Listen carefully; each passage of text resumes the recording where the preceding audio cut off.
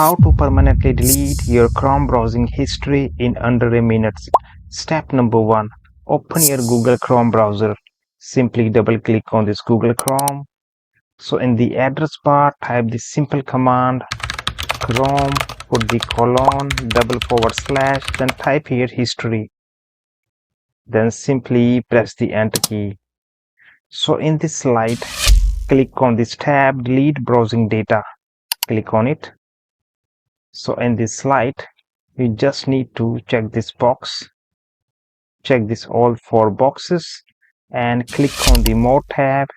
Then select the all time. Then simply click on the delete from device tab.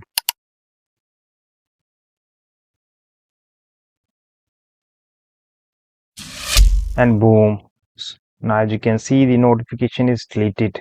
So with this simple step, you can easily delete your Chrome browsing history with this simple step. But wait, before I sign out, if this tutorial helps you, do not forget to like, comment, share and follow my channel. Thanks for watching.